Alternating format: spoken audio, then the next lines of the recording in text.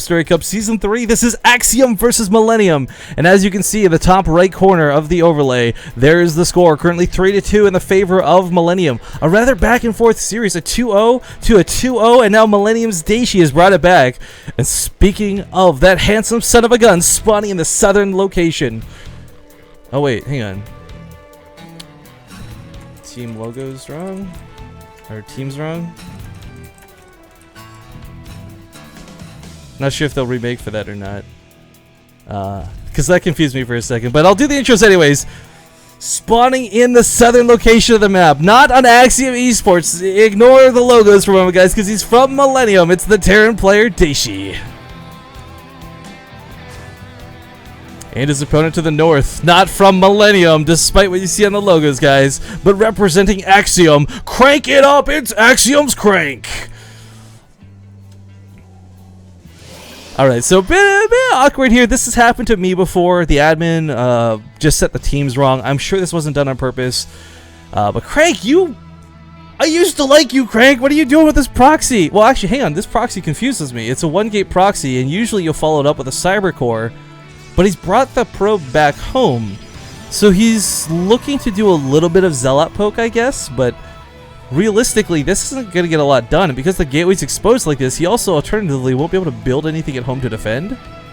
Was that a mistake bringing the probe back? No, okay, okay, hang on. He's going to build the cyber core at home instead of across the map, so that when he does this proxy, if it fails, he has a follow-through. Dayshi scouts this immediately. Good scout out of Dayshi. A necessary scout out of Dayshi. So Crank is not going to get away with this for free. Cybercore will come down in the back. He's still going to try and get stalkers up, but for Dayshi, if he puts a bunker at his ramp, he'll be good to go. He's getting a Reaper out right now, and this is specifically so he can dance around Zealots. But he's got to worry about... Gosh, okay, this is such a... I almost feel this is a misread. I mean, Reapers can technically dance with stalkers, don't get me wrong. What I think his intentions are is he didn't see the cyber core. He didn't see another probe sitting around waiting to throw a cyber core down. So he might think it's only Zealots for now. And if that's the case, he's going to be a little bit upset about this. But the bunker is coming down, and he will be safely rooted in the main. There's not a lot of surface area where you can get in and be abusive with stalkers like you can on other maps. It's really hard to get this bunker, but it's easy to pick this one off. At any rate, this one Reaper is going to hit across the map as well because he knows there's going to be no home defense. I like this move rather than dancing with the Zealot because he can just repair this wall all day. The Zealot will never break it. With the Reaper getting across the map, we get into the mineral lines. There'll be no warp tech, no way to warp in a stalker. Maybe gets a mothership core out if he can, but Crank is going to have no real answer to this other than to pull probes, and we see him doing precisely that. Try to get the weak one back. Does he dive for the kill? No, it looks like he's just going to try and micro around for the same... Two probes really low, but unfortunately no kills yet. Crank losing a lot of mining time on this. Actually, one of the probes does go down. First blood. But the Reaper's still dancing around, trying to avoid that mothership core, and the stalker coming home. So this proxy is not an all-in proxy, but this proxy, this is Crank getting abusive. This is Crank saying, I hate Terran. Because the follow-up to this, ladies and gentlemen, is going to be an Oracle. Ah, this is nasty. So what's going to end up happening is we'll have probably the two stalkers, at least, and a mothership core at the front of the ramp.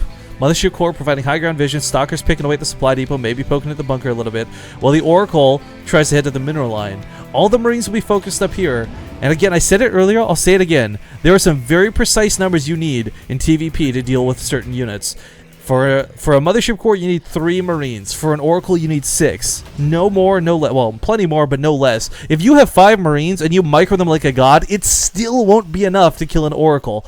So here comes the first one out of Crank. A Widowmine starts right away, but this needs to be in the mineral line. A Widowmine will one-shot an Oracle, and this Oracle is a bigger threat than anything that comes knocking at his front door.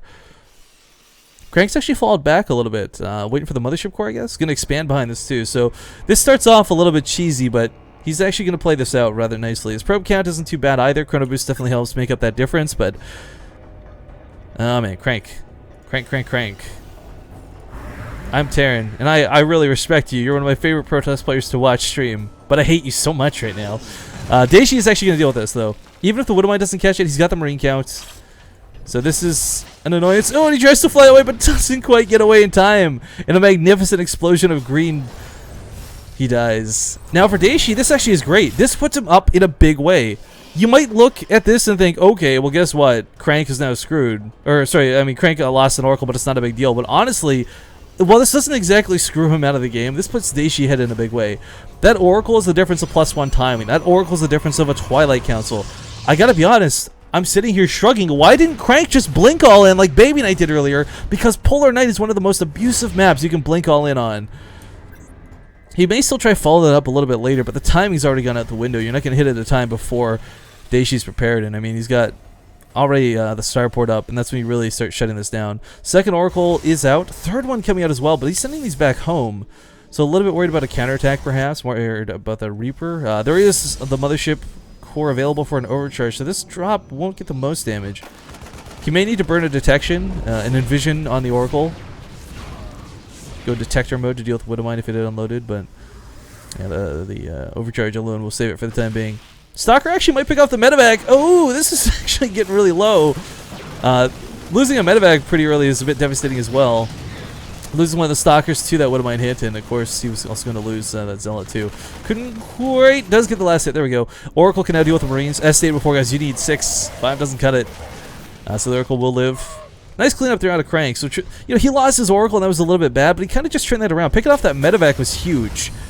Gas spent early on for a Terran player, like, especially if you're playing Bio, gas becomes irrelevant later on in the game. But for the first 10 minutes of the game, you have a hell of a time managing your gas. You have precise amounts you can spend, and losing that medevac is what's really going to make this hold a little bit harder to pull off.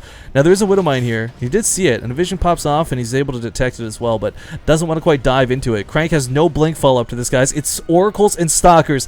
Brute Force is going to be his weapon of choice. I gotta be careful. There we go. Widowmine does go down. Bunkers are being made. 3 of them. This is what he needs.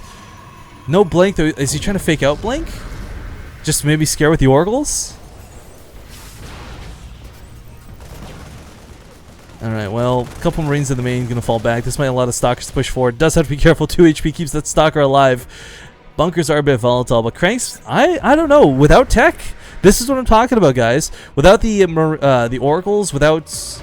really, or sorry, with the Oracles and no Twilight Council, no blink. This is what he sacrifices early on, going for these Oracles, and the big question is going to be, does this pay off? He's coming to the mineral line. Oh, there's actually no defense here.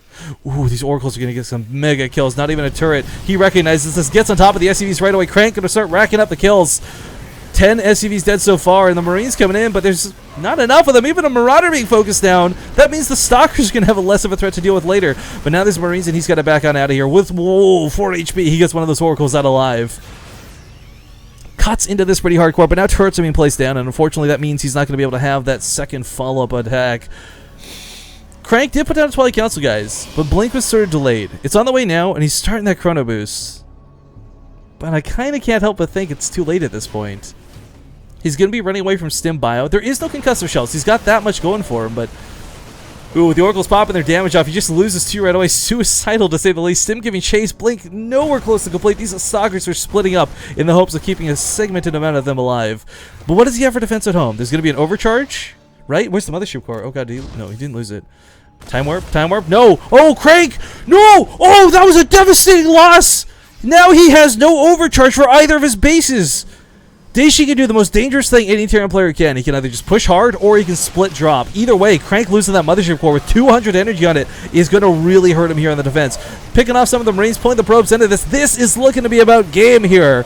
Crank, man, why was that Mothership core there?